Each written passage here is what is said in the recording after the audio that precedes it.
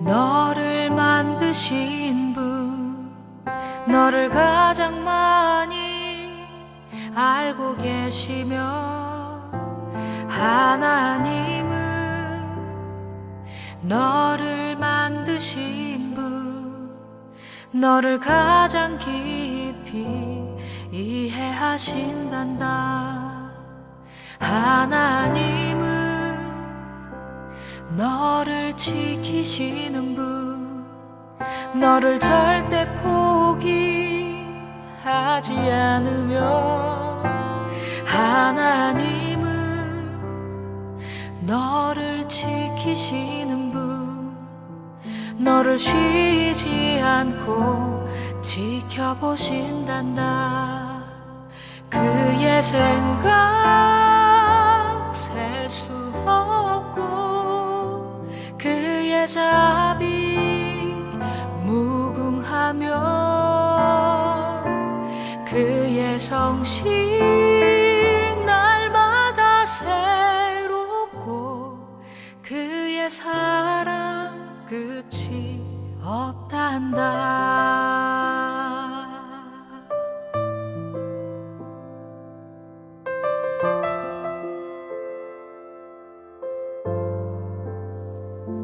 하나님은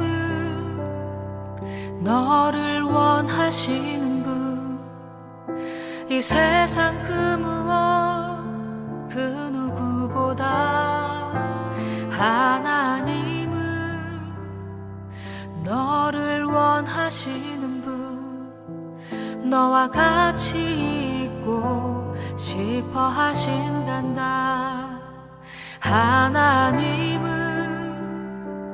너를 인도하는 분, 광야에서도 폭풍 중에도 하나님은 너를 인도하는 분, 푸른 초장으로 인도하신단다. 그의 생각 셀 수 없고, 그의 자비 무궁하며, 그의 성실 날마다 새롭고, 그의 사랑 끝이 없단다. 그의 생각 셀 수 없고, 그의 자비 무궁하며, 그의 성실 날마다 새롭고, 그의 사랑 끝이 없단다. 그의 사랑 끝이 없단다.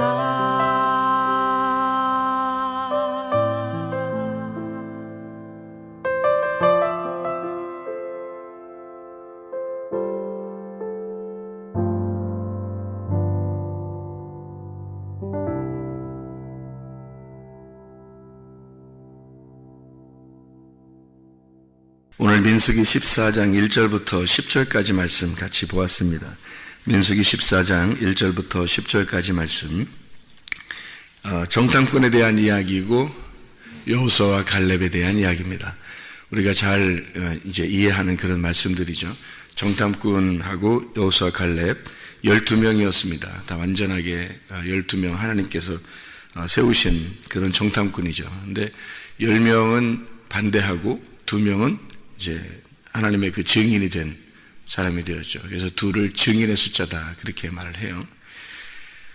여기서 우리가 이제 좀 봐야 될 그런 부분들이, 아까 우리가 읽었지만은 민수기 14장의 20절부터 25절까지 말씀, 14장 20절부터 25절까지 말씀을 보면, 여호와께서 이르시되 내가 네 말대로 사하노라. 그러나 진실로 내가 살아있는 것과 여호와의 영광이 온 세계에 충만할 것을 두고 맹세하노니 내 영광과 애굽과 광야에서 행한 내 이적을 보고서도 이같이 10번이나 나를 시험하고 내 목소리를 청종하지 아니한 그 사람들은 10명의 정탐꾼이 있었는데 그 반대했잖아요. 근데 여기서 10번이나 나를 시험하고 내 목소리를 청종하지 아니했다. 그렇죠. 우리에게 계명을 주신 것도 10계명이잖아요. 그죠? 10계명. 사람들이 태어나서 사는 것도 10달 만에 태어나고 다 희한하죠. 손가락도 10개고 발가락도 10개고. 내가 그들의 조상들에게 맹세한 땅을 결단코 보지 못할 것이요 또 나를 멸시하는 사람은 한 사람도 그것을 보지 못하리라. 그러나 내 종 갈렙은 그 마음이 그들과 달라서 나를 온전히 따랐은즉 그가 갔던 땅으로 내가 그를 인도하여 드리리니 그의 자손이 그 땅을 차지하리라. 아말렉인과 가나안인이 골짜기에 거주하나니 너희는 내일 돌이켜 홍해 길을 따라 광야로 들어갈지니라. 이렇게 이야기했습니다. 하나님께서 이 땅의 완전한 숫자가 10이에요. 이 땅의 완전한 숫자가. 그래서 10개 손가락이 있고 10개 발가락이 있고 10달 만에 태어나게 되고 10계명을 이 땅의 사람들에게 주는 거예요. 그러니까 10이라고 하는 건 이 땅에 있는 완전한 숫자거든요. 하늘에서 완전한 숫자는 12이고요.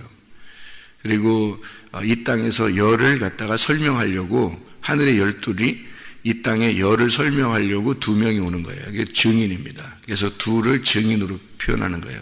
그래서 전도하러 갈 때도 2명씩 보내라. 그렇게 누가복음 10장, 마태복음 10장 이렇게 2명씩 보내서 전도하게 하는 것도 그게 다 증인의 숫자이기 때문입니다. 왜 증인을 2명씩 보내느냐면 그거는 2 말씀이기 때문에 그래요. 성경이 2 말씀으로 되어 있기 때문에 이 2 말씀은 원래 처음부터 창세기 2장, 3장부터요. 선악과 말씀과 생명나무 말씀이에요. 그러니까 어차피 성경은 이 2개의 말씀씩 돼 있어요. 그러니까 빛과 어둠으로 돼 있고 율법과 은혜로 돼 있고 그러니까 이렇게 2개씩 이렇게 돼 있기 때문에 성경을 모두 다 2개씩 나누어지게 돼 있어요. 그래서 칼도 있잖아요. 칼도 2날 가진 칼이에요. 성경에. 그죠? 왜 2날 가진 칼이라고 그러냐면 2날을, 이 성경을 2개로 설명하기 때문에 말씀을 2개로 설명했다. 히브리서 4장 12절의 말씀에 12절 말씀이 2날 가진 칼 이렇게 돼 있죠. 그죠? 날선 검 2날 가진 칼. 너희의 영과 혼을 이렇게 잘라내고 골수와 관절을 잘라내고 이렇게 해서 탁탁 이렇게 생각과 이렇게 뜻을 딱 잘라내서 탁탁 2개씩 나눈다 그렇게 얘기하잖아요. 그 2개씩 말씀이 2개씩도 있어서 그런 거예요. 생명나무, 선악과 나무. 사람들은 선악과 나무를 이렇게 먹으면 안 된다라고 이제 성경에 돼 있잖아요. 성경 하나님께서 그렇게 하셨다. 근데 선악과 나무를 안 먹었으면 생명나무를 몰랐죠. 그죠? 선악과 나무를 먹으니까 생명나무라는 걸 깨닫게 되는 거예요. 마찬가지로 선악과와 생명나무는 같은 거였는데 한쪽을 알게 되니까 한쪽이 깨달아지는 거예요. 이렇게 한쪽을 이렇게 알게 되면 한쪽을 이렇게 찾아나가는 거죠. 생명나무를 이렇게 구하는 거예요. 선악과 먹은 사람이 생명나무 구하게 돼 있는 거죠. 선악과도 안 먹어봤는데 생명나무 구하겠어요? 생각을 해보세요. 우리 자신들이 죄를 졌다고 생각하니까, 죄를 인식하니까, 죄를 내 자신이 인정하니까 구원자를 찾는 거예요. 그러니까 사마리아 여자도 그렇고 삭개오도 그렇고 또 문둥병자도 그렇고 소경도 그렇고 다 이런 사람들이 누구를 구해요? 주님을 구하잖아요. 왜 그러면 자기들이 이미 죄인이란 말이에요. 이미 죄인이라는 게 발견된 사람은 주님을 찾게 돼 있다고. 근데 죄인이라고 발견 안 된 사람들이 있어요. 그게 뭐냐면 이제 포장한 사람들이에요. 회칠한 무덤 같은 자들이죠. 그런 사람들은 주님 안 찾습니다. 주님을 간절히 찾는 것들은 다 자기가 죄인이라고 여기는 사람들만 찾는 거예요. 성경이 그런 원리로 되어 있기 때문에 이것은 그런 사람들만 구원하러 왔다. 예수님이 그러는 거죠. 죄인을 불러 구원하려 함이라. 주님께서 그렇게 말씀하세요. 누가복음 19장 10절에 잃어버린 자를 찾아 구원하려 함이라. 그렇게 되죠. 그러니까 잃어버린 자, 죄인 이런 사람들이 되면 구원받는 거니까 바울이 그걸 정확하게 아니까 바울이 구약 성경을 잘 알잖아요. 그러니까 정확하게 아니까 뭐라고 자기를 죄인 중에 괴수다 이렇게 얘기하잖아요. 그러니까 구원받을 자, 첫 번째로 내가 구원받을 자입니다. 이렇게 얘기하는 것이 그게 자기 자신을 정확하게 파악하는 성경을 알았기 때문에 그렇게 되는 거죠. 그러니까 성경을 왜 아는 거냐면 성경이 거울이에요.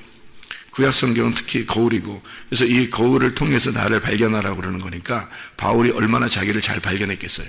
자기를 발견하면 발견할수록 자기가 죄인 중에 괴수라는 걸 깨달은 거예요. 그러니까 자기가 자기를 버리지 마십시오. 나를 구원해 주십시오. 내가 구원 자리에 첫 번째로 와 있는 자입니다. 라고 바울이 고백할 수 있었던 거죠. 자기가 죄인 중에 괴수라고. 죄인은 죄인이지 뭘 죄인 중에 또 대장이라고 괴수라고 그래. 또 이렇게 사람들 생각하세요. 그럼 우리는 죄인 중에 뭐 두 번째나 세 번째 이렇게 하면 되지 않나? 뭐 이렇게 생각할지 모르지만 우리가 죄인 중에 괴수라고 하는 이 바울은 정확하게 성경을 파악했고 자기를 보았단 말이에요. 자기를 보았으니까 그렇게 얘기할 수 있는 거죠. 다 거울 앞에서요. 거울이 앞에 이렇게 놓여 있잖아요. 그러면 앞에 이제 거울 앞에 누가 서 있어요. 그러면 뒤에서 거울이 이렇게 쳐다보면은 잘 보여요, 안 보여요? 우리가 잘 안 보이죠. 거울 앞에 이렇게 딱 자기가 서 있잖아요. 그러면 거울 앞에 선 사람만 거울이 보이겠죠, 그죠? 뒤에서 그 거울이 있는데 이렇게 그 거울 뒤 사람이 서 있는데 그 뒤에서 서 있으면 어떻게 보이겠어요?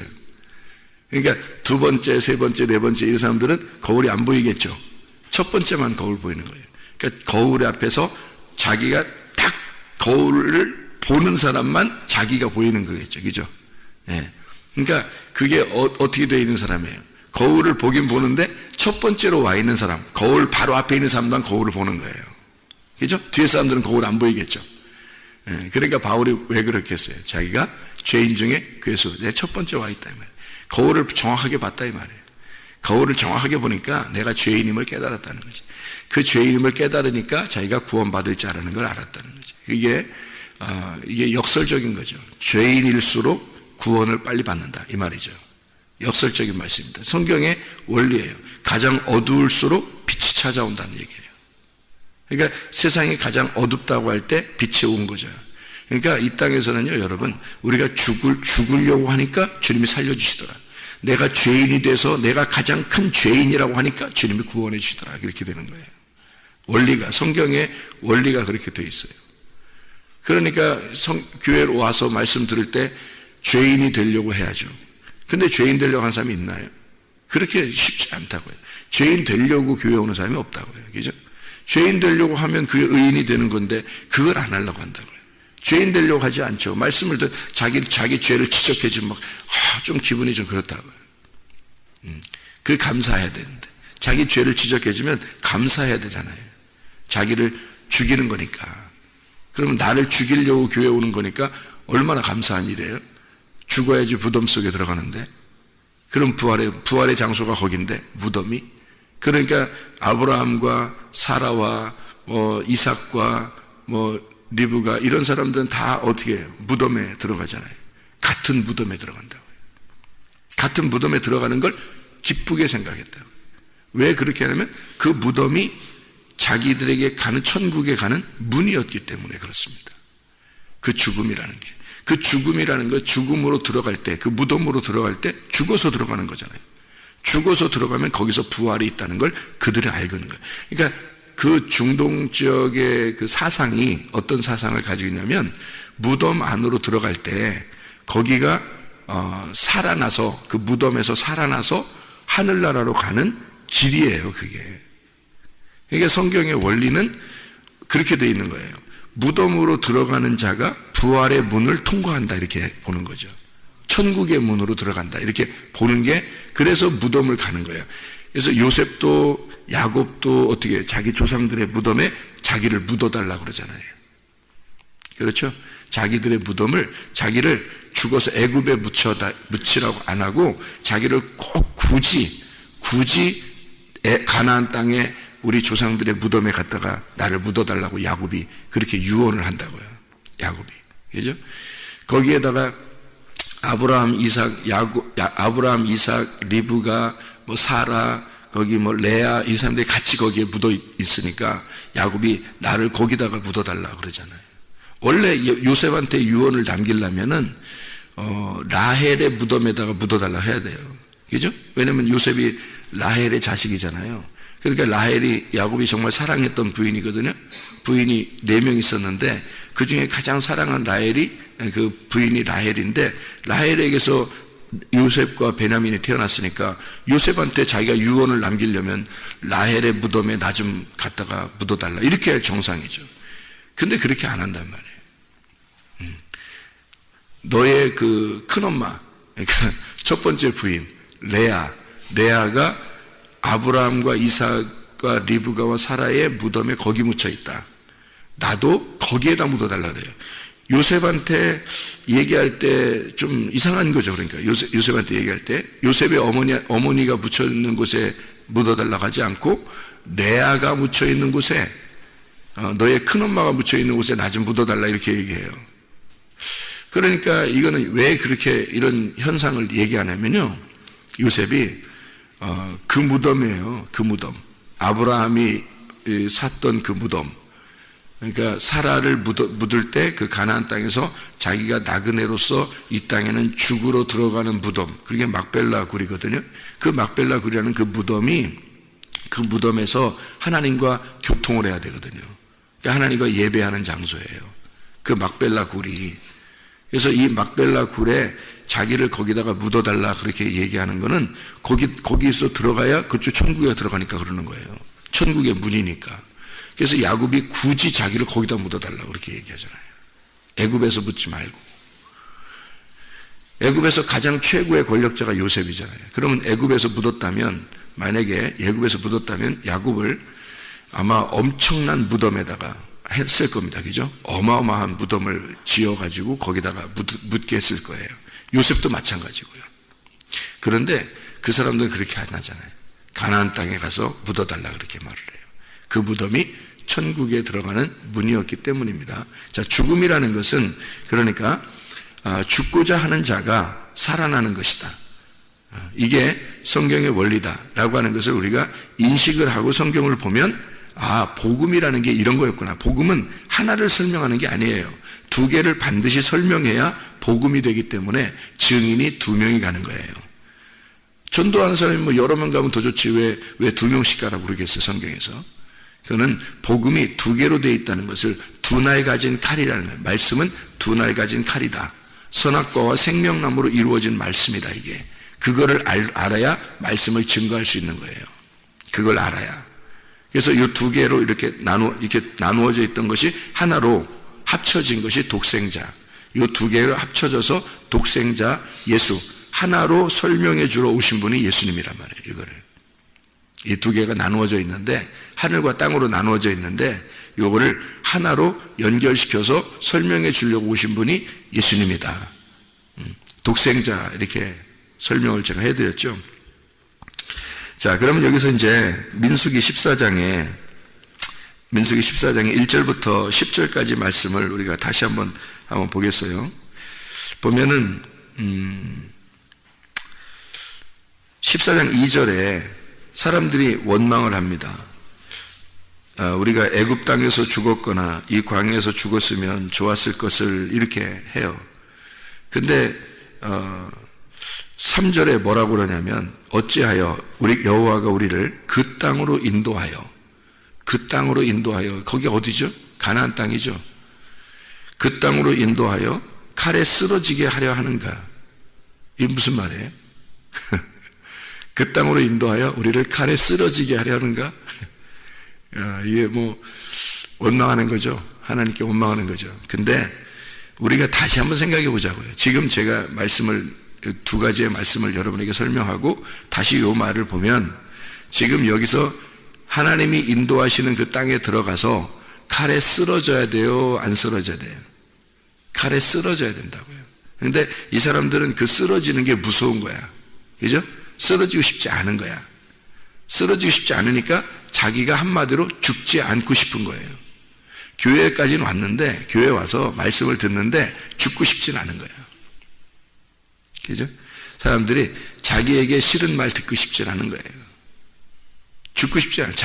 자기를 이렇게 죽이고 싶지 않아요. 성경은 근데 죽으라고 그러는 거예요. 모든 말씀이 복음이 죽는 거거든요. 그래서 예수가 와서 죽는 거예요. 그래서 그게 복음입니다. 그 복음의 핵심이에요. 예수님의 그 죽으심이. 그게 다 이루어지는 안식이거든요. 요한복음 19장 30절에 다 이루었다 할 때 창세기의 창조를 다 하고서 다 이루었다는 말씀과 같잖아요. 다 이루었다. 그게 안식이 오는 거거든요. 그런데 죽질 않으니까 안식이 오겠냐고. 죽지 않는데 그래서 죽는다는 것을 두려워하는 자들에게는 죽지 않게 되는 거예요. 이 사람들이 안 죽으니까 구원이 없는 거예요. 죽고자 하는 자는요, 하나님이 죽이신 들 하나님이 어떻게 우리를 죽이시겠느냐 이거야.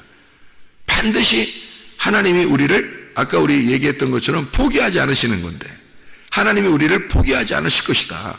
이걸 믿음이거든요. 하나님이 나를 포기하지 않을 것이다. 그러면 내가 죽으려고 가자 이거야. 죽으려고 가면 하나님이 나를 포기하지 않을 거니까 나를 살릴 거 아니냐 이거지. 그게 믿음이라는 거죠. 그렇게 가자는 거예요. 여호수아 갈렙은 그거였는데 사람들은 안 된다. 나 죽기 싫다 이거야. 왜 칼로 나를 쓰러지게 하겠느냐 이거야. 하나님의 말씀이거든요. 하나님의 말씀으로 왜 나를 죽이려고 하느냐 이 말이에요. 그게 진짜 죽는 길이에요.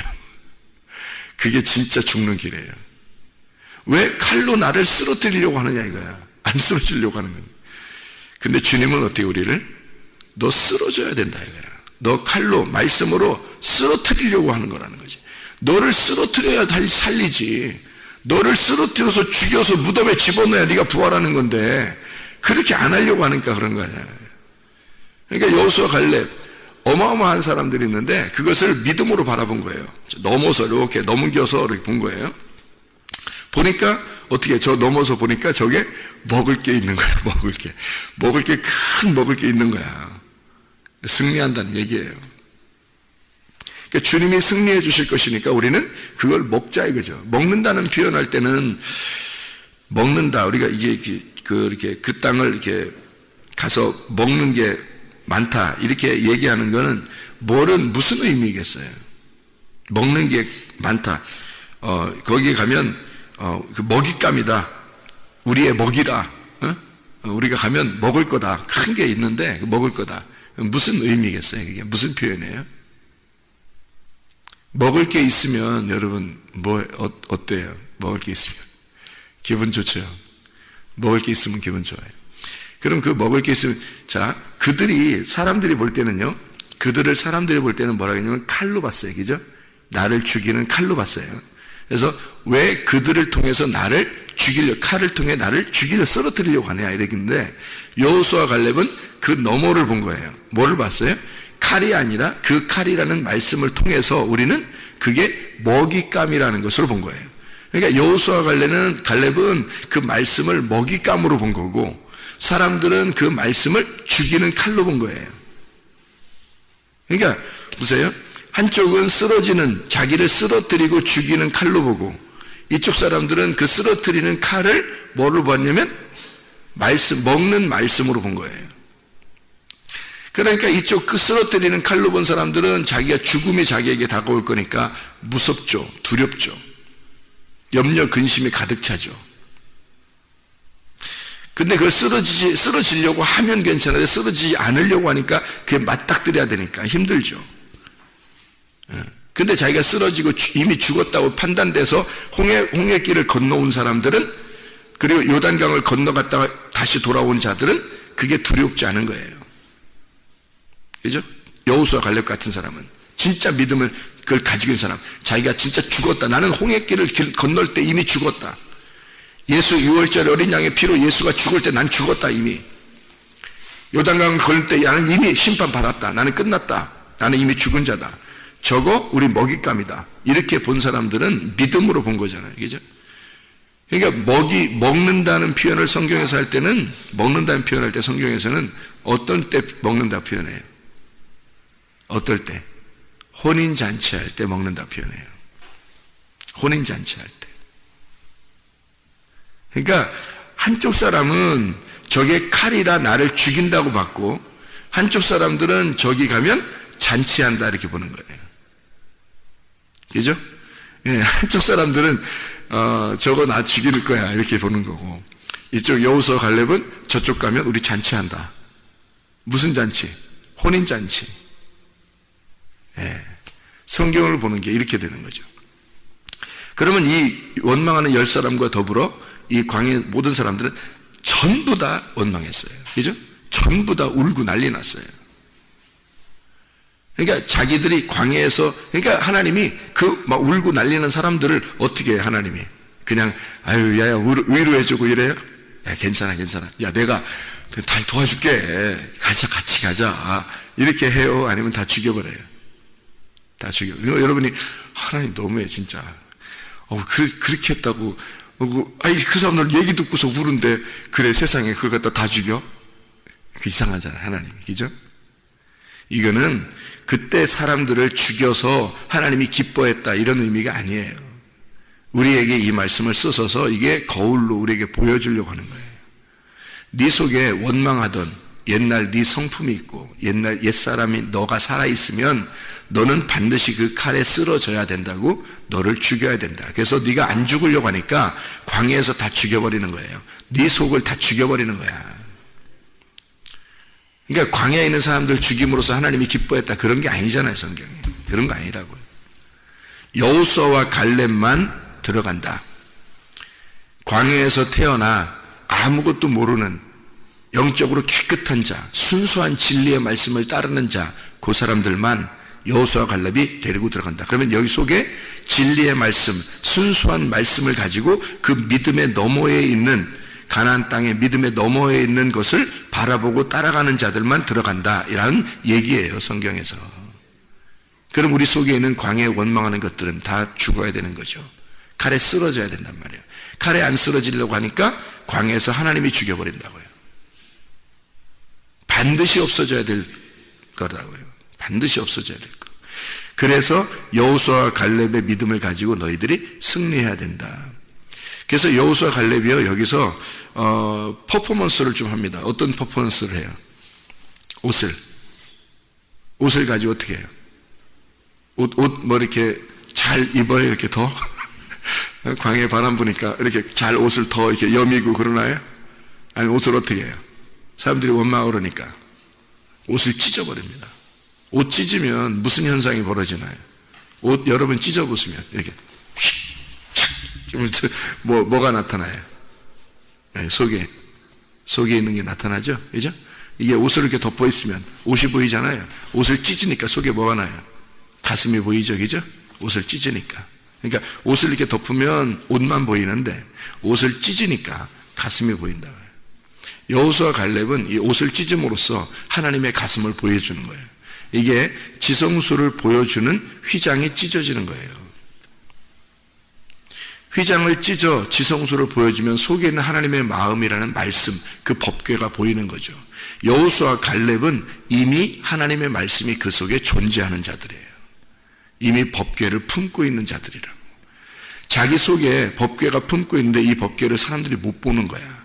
자기의 가슴을 못 보는 거야. 하나님의 마음을 못 보는 거예요, 사람들이. 하나님의 마음을 모르고 있는 거야. 막 안 죽으려고만 하는 거야, 이 땅에서. 근데 하나님의 가슴은 찢어지는 거죠. 예수 그리스도가 오셔서 휘장이 찢어졌다는 말은 뭐예요? 육체가 죽는 걸 의미하죠.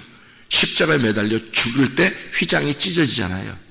그래서 예수의 죽음으로, 다시 말하면 너희들이 죽는 육체의 죽음, 예수가 죽음으로 너희들 하나님의 마음이 이 속에 있다. 하나님의 마음은 육체가 죽어야 되는 거야, 반드시. 죽고자 하는 자는 사는 거야. 너희들 칼에 죽는다 무서워하지? 가서 죽어야 되는 거야. 가서 쓰러져야 되는 거야. 그래야 하나님이 우리를 살리시는 거야. 너희들 대신에 죽는 자가 있어. 그가 예수야. 하나님의 아들이야. 그거를 알려주는 거죠. 자기들이 옷을 찢음으로써 나는 죽고자 하는 것이다. 하나님의 아들이 오셔서 우리를 위해서 죽고자 하는 것이다.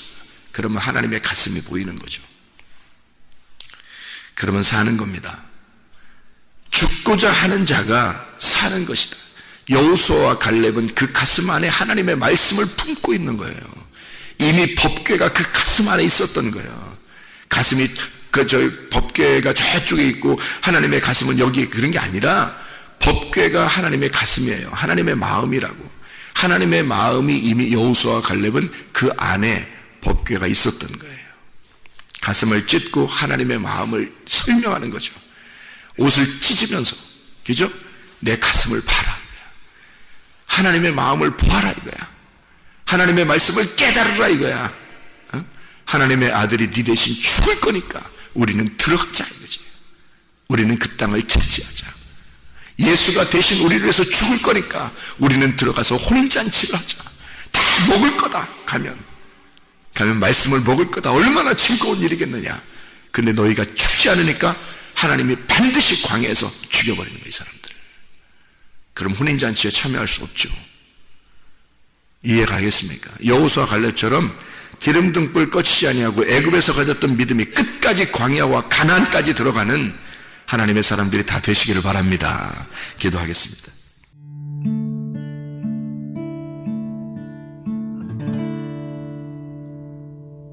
내 속에 내가 너무도 많아서 당신을 쉴 곳 없네. 내 속에 헛된 바램들로 당신을 변할 곳 없네. 내 속에 내가 어쩔 수 없는 어둠, 당신의 쉴 자리를 뺏고 내 속에 내가 이길 수 없는 슬픔, 무성한 가시나무 숲 같네. 바람만 불면 그 메마른 가지 서로 부대끼며 울어대고 쉴 곳을 찾아 지쳐 날아온 어리새들고 가시에 지며 날아가고 바람만 불면 외롭고 또 괴로워 슬픈 노래를 부르던 날이 많았는데 내 속에 내가 너무도 많아서 당신을